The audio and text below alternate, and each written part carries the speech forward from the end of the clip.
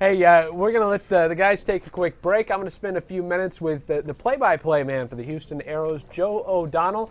Right now, you can tune in to Joe versus the boom mic, a little skit they had around the office.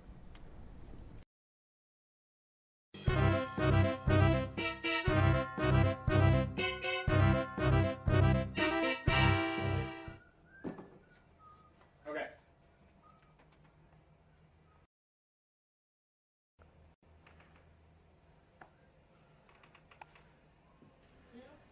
I don't know when the beef between the boom mic and I started, to be quite honest, but ever since training camp began, he's just trying to steal my style.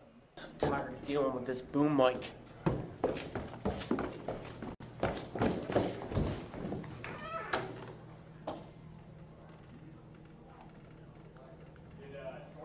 You see this? Trademarked. Boom mic, same hairstyle this year.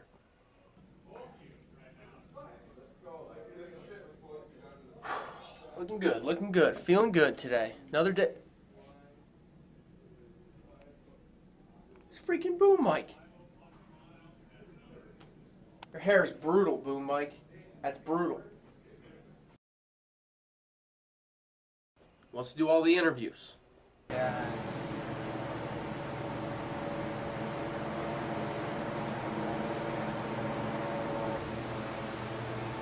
Really? Joe! Joe! I'm sorry, man. He just wanted to talk. He's trying to steal my job, I think. Good afternoon, this is Joe. Hey, David, how are you? Yeah, he's here. Why? Okay, hang on a second. Hey, boom mic. Boom mic. It's Aeros president, David Burke. Wants to talk to you, of course.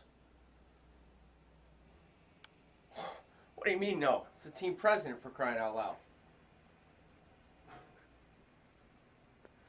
David, he wants to know if he can call you back. Yeah, I guess I just answered him.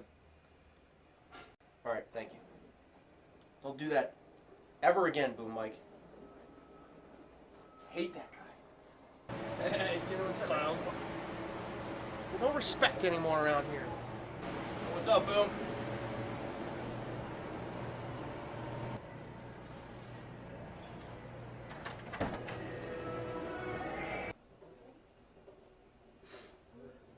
Just saying, like, it's really hard.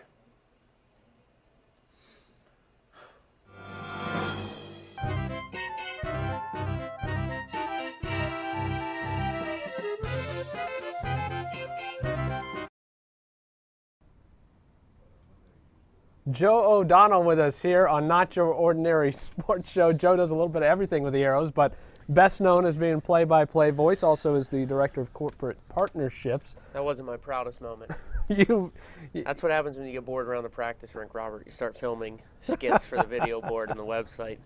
They keep you pretty busy, though, during the season. You guys off to a great, the Houston Aeros off to a great start here in 2011. How's that going for you, coming off the defending? You guys went to the Calder Cup and nearly pulled out the championship. Yeah, Western Conference champs, lost in Game 6 of the finals a year ago. So the veteran group that's back, the younger guys have been brought in by the Wild organization, new coaching staff because our former coaches got promoted to the big club with the Wild, which is great for the entire organization. But, you know, it's kind of unfinished business is the way we're sort of pitching it as a business staff. It's kind of our marketing campaign that the guys that are back want to get back, and the young guys are buying into that. And so points in 9 of the first 10 games for the Aeros, 6 wins, just 1 regulation loss, 3 shootout losses, so 6-1, 0-3, first place in the West Division. So things are starting well in the hopes to get back to the Calder Cup Finals again. Yeah, and last year it was a fantastic run, particularly at the end of the season. You guys hot, and it was like nobody could beat you. What was that like? Did you get caught up in the excitement of it, or because you've got so much to do, is it hard to enjoy it? At times it was hard to enjoy because it was a grind, you know, and I don't even play. But 24 games is a lot. I mean, that's over a quarter of a season. You know, we played till June 7th. Just in the postseason? Yeah. So it was 80 regular season games and then 24 more in the playoffs. Wow. So, I mean, we had guys that played 104 games last year or 100 games. So anyway, it's just, a lot of long days at the rink for me personally, but it's what I love to do, and to get to that stage where everybody else is at home watching, even though it's the AHL, the minor league level, the fact that, there was maybe one hockey game going on in the world that night, and it was the Aeros taking on whatever team late in the playoffs because the NHL might have been off on a given night.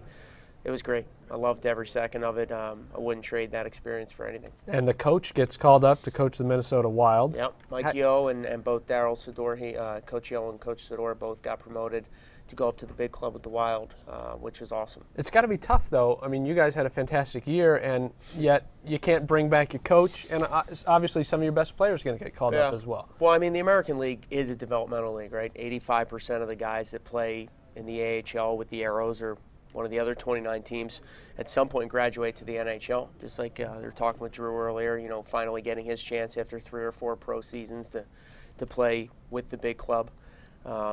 So yeah, as coaches, I mean, the athletic trainers, the equipment staff, myself, whoever it is, even the officials on the ice for our games, all trying to get to the next level. Is there, I guess, a feeling sometimes like, I guess how much does the parent club dictate the playing time for younger guys, as opposed to, I mean, if you're fighting for a playoff spot or fighting in the playoffs, I would think you'd want the more experienced guys out there in many cases. Sure, but at the same time, I mean, look, every affiliate's different, right? Some are a lot closer to their minor league team, some are thousands of miles away. Just depends on your situation. But at the end of the day, the NHL team cares about 2 things: developing players and winning. And a lot of times they think that the winning helps develop players, right? So they go hand in hand. But in the case of the Minnesota Wild, they want their guys to be prepared so that when somebody does sprain an ankle in Minnesota, somebody gets the flu, whatever it is, whoever's on that plane to St. Paul, Minnesota later that day from Houston is ready to go. So the systems are the same, the mentality's the same, and they don't have to do any teaching. The guy gets up there, and it's a seamless transition. So a lot of times a big club, they want success down here because it's going to help make their players better in the long run. One of the things I like about the Houston Aeros is the atmosphere around the rink when you guys are playing. And I know you all are also open on practices and helping getting the fans involved and get a chance to meet the players and everything, too. Yeah, the guys practice out at Sugarland, always open practices. Games at Toyota Center, especially with the Rockets not playing right now. We're the only show in the building, so to speak. And the schedule got cut down to 76 games this year. They wanted to make it easier on the guys. As you heard them talking about, 3 games in 3 days is a regular occurrence. In fact, our guys will do that 10 times this year: Friday, Saturday, Sunday, whatever it may be. So the schedule got cut down a few games this year. So we have 38 home games, 76 games overall, and really just a great atmosphere, as you mentioned, family friendly, very affordable, and really you're seeing the future of the National Hockey League at Toyota Center. So you guys have a chance for fans to come out and see the games. You got something coming up, is it this Sunday? Yep. Family Fun Day? Yeah, Sundays are family fun days, 4 tickets, 4 pucks. You get parking for as low as $52. Sunday games are at 5 p.m. We usually have face painters out there, stuff for the kids to do, interactive games on the concourse.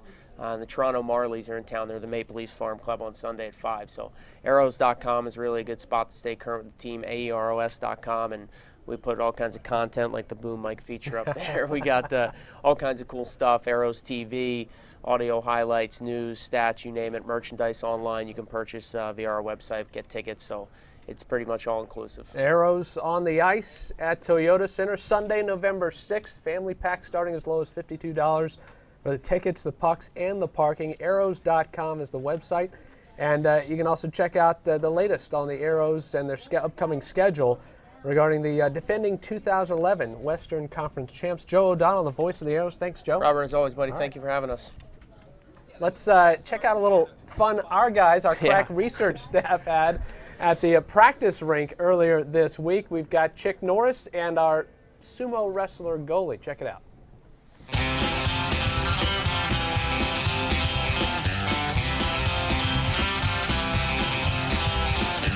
So many dreams have been crushed down. Heartaches that just never stop. I've seen the destruction this world can bring. The eyes that say there's no hope when I tell you something's come to you. Standing in darkness, He's come to you in the shadows of the night. He's come to you, the grace, oh, it's for you to take. He's come to you, won't you come to the light?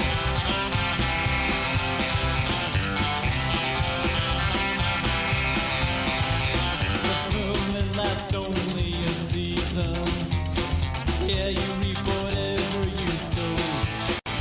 There's no need to live in confusion. God loves you so, don't you know? Just let go. He's coming to you, standing in darkness. He's come to you in the shadows of the night. He's come to you, the grace was for you to take. He's come to you, won't you come to the light?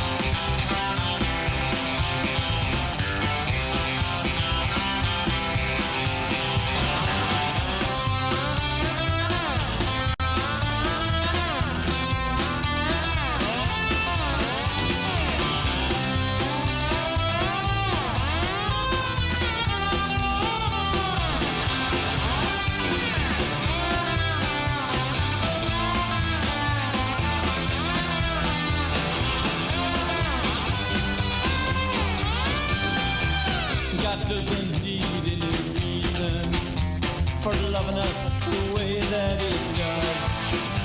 I just turn and see, yeah, this message we bring. You'll find new life in the sun. Let me tell you something. He's come to you, standing in darkness. He's come to you in the shadows of the night. He's come to you, the grace waits for you to take. He's come to you, won't you come to the light? He's come to